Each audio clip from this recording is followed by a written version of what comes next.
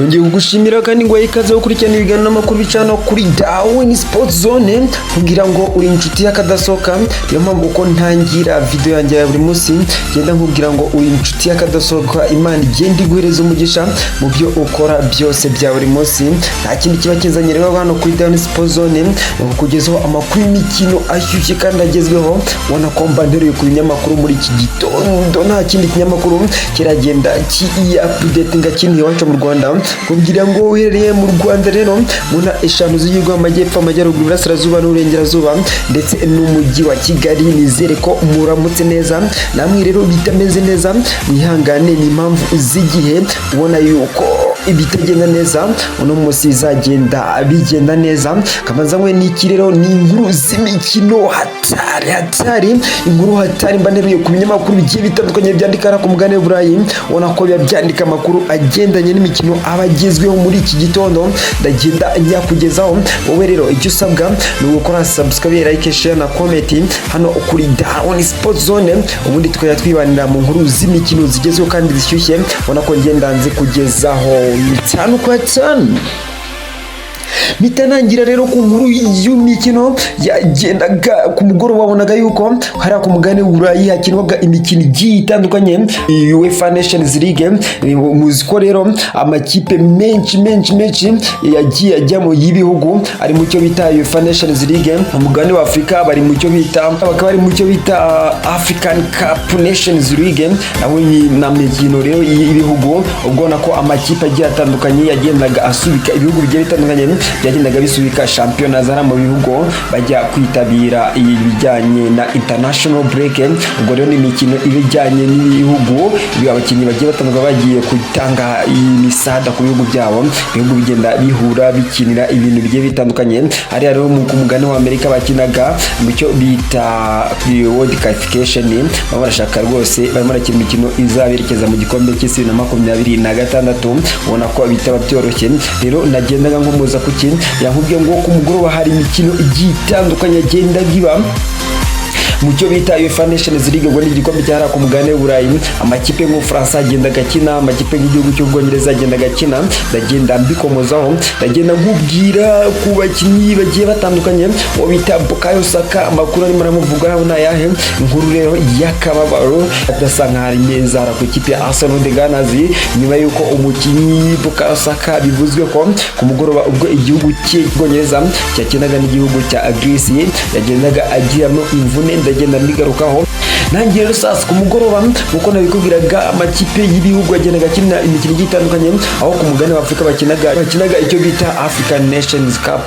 Bagendaga barimo barashaka ikizaberekeza muri Maroc, amakipe atandukanye yagendaga akina. Ndahita mpera rero hariya mu gihugu cyo ku mugane w'Uburayi. Ubona ko ibihugu nk'Ubufaransa byakinaga ku mugoroba. Igihugu cy'Ubufaransa cyatsindaga Israel ibitego bigera kuri 4-1. Harimo aho bita Christophe Nkunku bagendaga baterekamo, abo bita barikora umukinnyi ukiri muto cyane ikipe ya Paris Saint-Germain Parc de Prince yagendaga atsinda ibitego bigiye bitandukanye. Ubona ko byari bikomeye cyane. Nkomeza ku gihugu cy'Ubutaliyani nacyo cyakinaga n'ikipe y'igihugu y'Ububirigi. Ubwo ubona ko Ububirigi bwaje kunganya ibitego 2-2 n'ikipe y'Ubutaliyani. Biza kugenda gutyo, ikipe atunguranye ku mugoroba n'ikipe yitwa Greece yagiye gusura ikipe y'igihugu y'Ubwongereza iri ya Wembley. Biza kurangira ikipe y'igihugu y'Ubwongereza itsinzwe ibitego 2-1. Ubwo ikipe y'igihugu y'Ubwongereza atsindirwaga n'uwo bita Jude Bellingham kuri pasa y'uwo bita Ole Watkins. Abonaga ko byari bikomeye cyane. Ikipe ya Finland yatsindwaga n'ikipe ya Ireland hariya ibitego 2-1, aho hari muri groupe B. Ubwo ubona ko iyi groupe y'itsinda rya kabiri, ubona ko igihugu cy'Ubwongereza cyagendaga gitsindwa ibitego 2-1 n'ikipe ya Greece. Bitangomeza muri groupe 3, ikipe ya Australia yatsindaga ibitego 4, iyo bita Kazakhstan. Ikipe ya Norway yatsindaga ibitego bigera kuri 3-0 iyo bita Slovenia. Ngo ni ikipe yo bita Englandvs Greece yatsindagamo ibitego bigera kuri 2. Ahitaba umukinnyi watsinze ibitego byinshi, all time top scorer w'ikipe y'igihugu ya Norvège, ibitego rero 34. nta wundi umukurikira bamwita Englandvs Greece, umukinnyi wa haya rwose muri Norvège ukina ikipe ya Manchester City mu gihugu cy'Ubwongereza. Uba umeze neza cyane. Ndakomeza muri group groupe 4 muri groupe 4 iyo bita Latavia yatsindwaga niyo bita Northern Macedonia ibitego 3-0. Ikipe ya Finland yanganyaga na Armenia ibitego 2-2. Bitankomeza rero bitankomeza ari rwo umugani wa Amerika y'Epfo abona ko amakipe agiye atandukanye yagendaga akina ubwo ikipe ya Argentine nganyije n'ikipe ya Venezuela igitego 1-1. Igitego cya Argentine rukumbi cyatsinzwe no bita Otamendi muramuzi mu ikipe ya Manchester City. Bitankomeza ku mugani wa Afrika akinwaga imikino igiye itandukanye mu cyo bita African Cup of Nations League murashaka itiki zaberekeza mu gihugu cy'ubwami bwa Maroc. Ikipe bita Cape Verde yatsindwaga na Botswana igitego 1-0. Ikipe ya Algeria nyagira ikipe ya Togo ibitego 5-1. Ikipe ya Ghana yanganyaga na Sudan ubwo ni muri groupe 4 ubona ko banganyaga ubusa ku busa.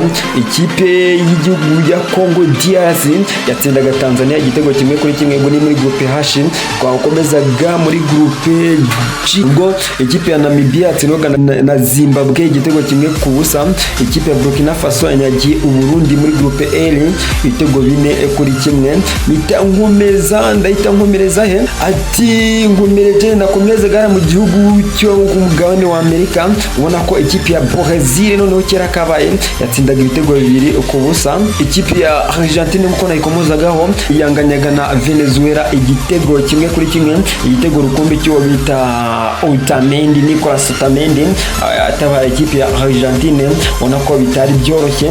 Bitankomeza ndahita nkomoza boro ubita ya mini ya rero bamuwazaga tese uriruka ubita Iniesta igitego yatsinze cyangwa umukino yakinnye ahari muri 2010 ubwo iyi kipe ya Espagne yakinaga n'ikipe ya Nordirland ku mukino wa nyuma w'igikombe cy'isi. Yagendaga asubiza ati njyewe ntabwo mbyibuka uko icyo gihe ari muto cyane afite imyaka igera kuri 2 gusa icyo yibuka we ngo yibuka Iniesta kinana na Neymar n'uwo bita Lionel Messi ku Chitino hari akampu ngo yajyaga afata umwanya akagenda we na mama we bakajya rero kubureba abo bakinnyi uko ari batatu Neymar Messi n'uwo bita Andreas Iniesta n'abakinnyi b'ikipe y'igihugu ya Espagne rero bakiniye ikipe ya FC Barcelona bose ubona ko bitari byoroshye ubita rero ya mini ya Maria yabazwaga nimba yibuka icyo gitego bita Andreas Iniesta atsindaga hari ikipe ya Nordirland hari mu mwaka 2010 ubwo ikipe ya Espagne yasezeraga Nordirland ku mukino wa nyuma w'igikombe cy'isi igitego rukumbi rero cyatsindwaga n'uwo bita Andreas Iniesta ubabara imikaya yasohotse mu kibuga rero arasimburwa nyuma yuko yari yanahawe n'ikarita y'umuhondo. Hariya umukino hagati uwo bita rero Fabrizio Romano yagendaga bati nakaboro gakomeye ni inkuru nyine itari nziza ko bafana b'ikipe ko bafana n'abayobozi b'ikipe ya Arsenal nyuma yuko yabitakaje uno mukinnyi bita Bukyo Saka nyuma yuko yagendaga bafasha ibintu bigiye bitandukanye mu mikino yagibanza ubona ko yagiye kigira uruhare mu bitego icyenda. Ikipe ya Arsenal de Gunners yagendaga itsinda mu mikino yashize na muri championnat ya Premier League ubwo yatsindaga ibitego 2 atanga assist zigera ku 8 na amakuru mabirero ku ikipe ya Arsenal de Gunners iramutse ibaye ari byo ubita Bukyo Saka akagenda avunika byaba ari inkuru mbi nyuma ko bita Martin Odegaard nawe arimo ayagiye ajya mu mvune n'umukinnyi rwose ukinara mu kibuga hagati. Yongereho n'uwo bita rero Bukyo Saka muziko bavugaga uwo bita Kai Havertz n'uwo bita Thomas Partey nabo batameze neza cyane bavuga ko bazagaruka nyuma international break. Yongereho uwo bita Bukyo Saka rero yabari inkuru itari nziza ku ikipe ya Arsenal de Gunners ubwo rero ku munimvune yagenda agira ku mugoroba wagize ikibazo cy'imikaya ubwo yakinaga umukino wo ku mugoroba bakina n'ikipe ya Greece ubwo ikipe ya Greece yatsindaga igihugu cy'Ubwongereza ibitego bigera kuri 2. Itanikomereze rero mitankomoza ko bita Erling Braut Haaland umukinnyi w'ikipe ya Norvège kiri muto imyaka 24 yagendaga akora ibintu bigiye bitandukanye ku mugoroba dore yuko yatsindaga ibitego 2 mu gihe ikipe ya Norvège yagendaga ikina yatsindaga ibitego 3-1 ubwo bita Erling Braut Haaland yatsindaga ibitego bigera kuri bibiri bituma rero ataba all time top scorer. Ikipe y'igihugu ya Norvège yara ameze neza cyane. Urumva ko mu mateka ya Norvège Erling Brotherand mukino 36 yatsindaga ibitego 34. Urumva ko ameze neza cyane, umukinnyi ukiri muto aracyakora ibintu bikiri bitandukanye. Ndahita nkomereza ku mutoza Gareth Southgate, umutoza w'ikipe y'igihugu y'Ubwongereza batozaga umukino wo ku mugoroba anatsindwa n'ikipe ya Greece bitigezeyo Wembley. Ubwo ikipe ya Greece yagendaga kwatsindira mu mateka yayo rero yagendaga itsinda ikipe y'igihugu y'Ubwongereza bwa mbere mu mateka cy'itsinda ikipe y'igihugu y'Ubwongereza ara ku kibuga Wembley Stadium. Byahise bituma rero uwo mbita Gareth Southgate umutoza w'ikipe y'igihugu y'Ubwongereza yavugaga byinshi bamuvuga mu ikipe ya Manchester United, ariko yagendaga ahakana ubwo azabasoza amasezerano yari mu ikipe y'igihugu y'Ubwongereza azahita afata ya mbere ayeke ibintu byo gutoza. Amakuru rero yamwerekezaga mu ikipe ya Manchester United, urumva ko yagendaga ayahakanira kure, ubona ko byari ibikomeye cyane. Ndahita nkomoza ku ikipe ya Greece nyuma yo ku mugoroba yatsindaga ikipe y'igihugu y'Ubwongereza ibitego 2-1, bagira ibyishimo byinshi cyane ariko bivanze n'amarira. Ni nyuma yuko bagendaga batsindira bwa mbere mu mateka, batsindira ibitego 2 hariya ku kibuga Wembley Stadium, stade yari mu gihugu cy'Ubwongereza, stade ikomeye cyane igifite amateka agiye atandukanye ku gihugu cy'Ubwongereza. Rero ikipe ya Greece yagendaga kwatsindira ibitego 2-1 nyuma ko ikipe y'igihugu rero ya Greece yagendaga iri mu kababaro ku itariki 9. Murabizi ko hari umukinnyi wayo wagendaga ava mu mwuka w'abazima akiri muto ku myaka 31 yakinaga ikipe ya Panathinaikos. Rwose ubona ko bari bateguye ko baraza kugenda bamunamira. Yakinaga rero uwo mukinnyi yakinaga kuri kabiri, rero yazaga kugenda ava mu mwuka w'abazima tariki 9 z'ukwezi kwa 10. Ubwo ni mu minsi ishize ikipe rero ya Greece yagendaga imuha agaciro imwubaha, baje rero kugenda barimo ari mu kintu kijyanye n'akababaro, ariko baje kwishimira yuko batsinze ikipe y'igihugu y'Ubwongereza bwa mbere mu mateka ya Wembley Stadium. Bari bataratsindira igitego na kimwe, by'umwihariko batsindira ikipe y'igihugu y'Ubwongereza. Rero bagendaga bishimira yuko bagiye bahakura intsinzi ariko bivanze n'akababaro nyuma yuko uno mukinnyi yagendaga ava mu buzima. Ubona ko bikomeye cyane. Ndahita gutansoza ku mutoza bita Enzo Maresca, ni umutoza w'ikipe ya Chelsea the Blues. Ni umutoza rero wagiye ukora ibintu byinshi bigiye bitandukanye mu ikipe ya Chelsea the Blues. Ubwo mu mikino 7 amaze gukina afitemo amanota agera kuri 18, byari biherutswe kera. Ubona ko ikipe ya Chelsea the Blues byatumye igiteka ku mwanya hariya wa 4 igaruka muri Big 4 bitari biherutse. Ubwo rero ikipe ya Chelsea the Blues ndagenda ngaruka kuri fixtures eshanu ifite nyuma ya international break. Ubwo iza ivuye muri international break izahita ikina ikipe ya Liverpool the Cocks, haza bari ku itariki 20 z'ukwezi kwa 10. Tariki 27 kandi izakina ikipe ya Newcastle United, bazakina iva kwa Newcastle itikina n'ikipe ya Manchester United. Haza bari kuri 3 z'ukwa 11 ku itariki 10 kandi z'ukwa 11 izakina n'ikipe ya Arsenal the Gunners, isoze ikina na kuri tariki 23 ikina n'ikipe ya Leicester City hariya King Power. Ikipe ya Leicester City ikunda kugura n'ikipe ya Chelsea the Blues. Reka tubyitegere turebe ko umutoza Enzo Maresca nyuma yuko afite imyitwarire myiza muri imikino yagiye ishira, twizere ko azagenda abikora imbere ano makipe akomeye cyane. Reka twizere ko azagenda abikora, tumwifuriza nyine ishya kugira ngo azagende akora ibintu bigiye bitandukanye, akomeza kwitwara neza mu ikipe ya Chelsea the Blues.